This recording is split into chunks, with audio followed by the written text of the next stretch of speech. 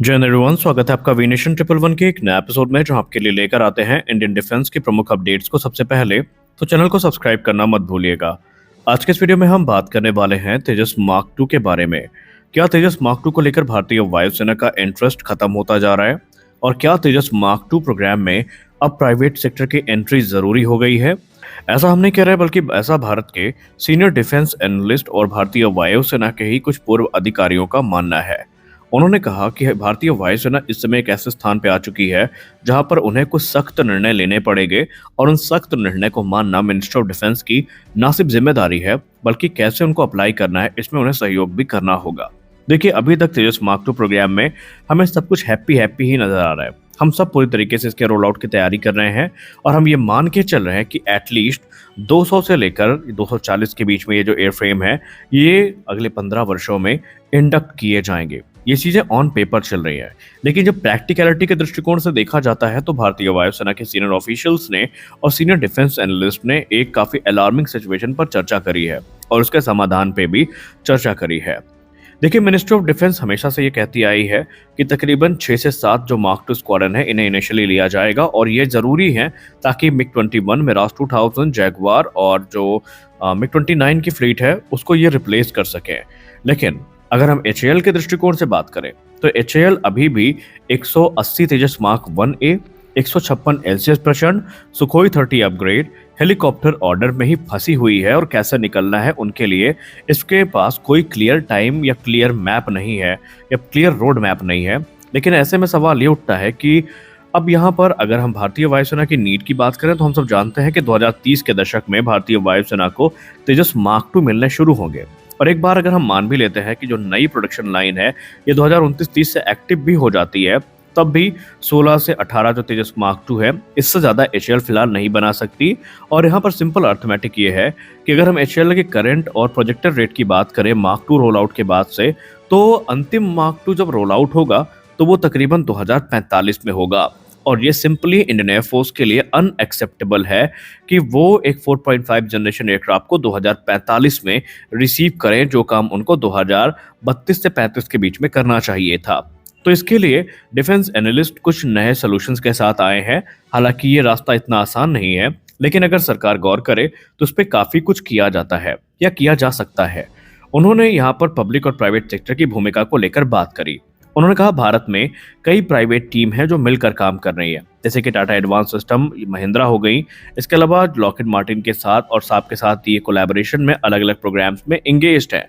और अगर इन्हें एमका के लिए शॉर्टलिस्ट किया जाता है, जो कि ऑलरेडी किए जा चुके हैं, और SPV मॉडल के अंतर्गत ये एमका का निर्माण करेंगे, तो सेम फॉर्मूला हमें तेजस मार्क 2 में भी एब्जॉर्ब करना चाहिए।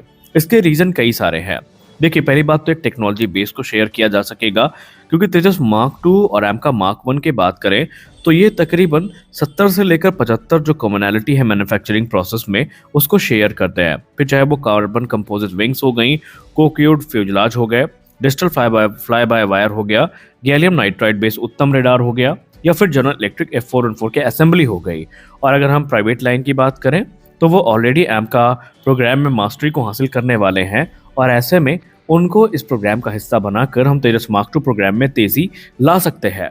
कैपेसिटी की बात करें तो ऑलरेडी जो प्रोग्राम है भारत का, उसमें जो प्राइवेट फैसिलिटी है, इनमें 12 से लेकर 15 एमका पर ईयर का निर्माण का प्लान रखा गया है। और यही प्रोग्राम सेम तौर पर 20 से ज़्यादा जो तेजस मार्क 2 एनुअली है, इनको प्रोड्यूस करने के लिए किया जा सकता है, और यही चीज़ भारतीय वायुसेना के लिए चाहिए। अब कॉस्ट की बात करें तो ऑलरेडी जो प्राइवेट सेक्टर बिड है तेजस मार्क 1A की प्राइवेट लाइन के लिए, जब ये जाहिर करी गई थी 2023 में टाटा की तरफ से, तो वो HAL के क्वार्टेड जो प्राइस थे या कोटेड प्राइस था, उसके तुलना में 18 से 22% तक कम थे।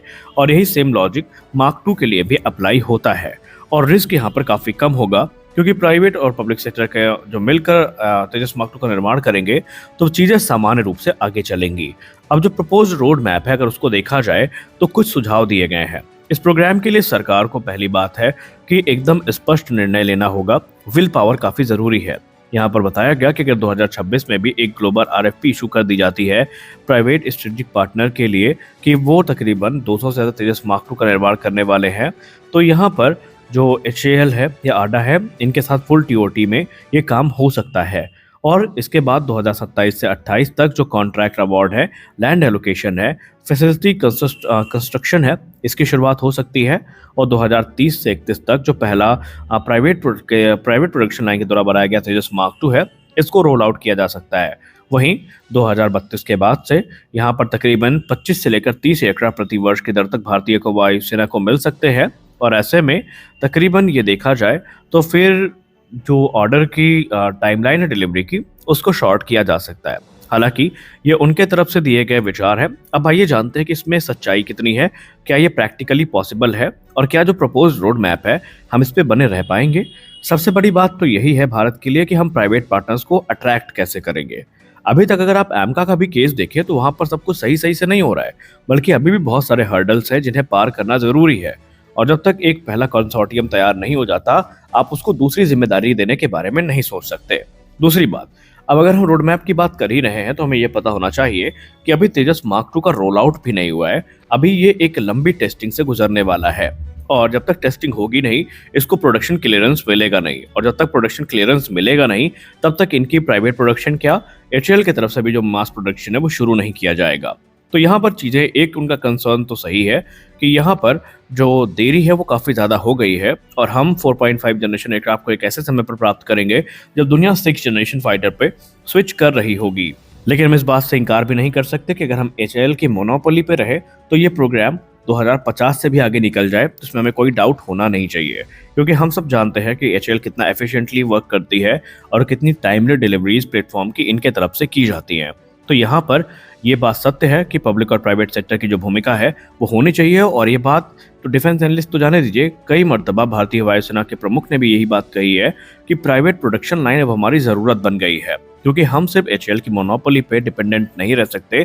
प्राइवेट प्रोडक्शन लाइन उन कामों को ज्यादा आसान कर सकती है जो कि एचएएल की तरफ से होते हैं। लेकिन इसका बिल्कुल मतलब भी नहीं है कि हमें पूरी तरीके से प्राइवेट कंपनियों पे ही शिफ्ट हो जाना चाहिए। दोनों होनी चाहिए।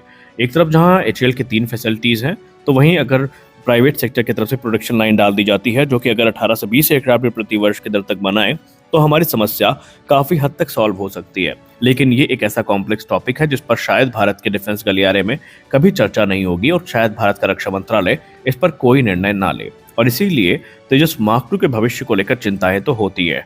आप क्या समझते हैं, क्या ये काम वाकई होना चाहिए? क्या हमें अभी से ये स्ट्रिक्ट निर्णय लेने चाहिए तेजस मार्क 2 के प्रोडक्शन के लिए, या फिर जो हो रहा है यही भारत में होता रहेगा?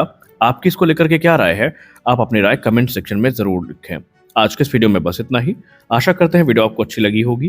वीडियो अच्छी लगी वीडियो को लाइक करिए, नए हैं चैनल को सब्सक्राइब करिए। मिलते हैं अगले वीडियो में कुछ और अपडेट्स के साथ। तब तक के लिए जय हिंद।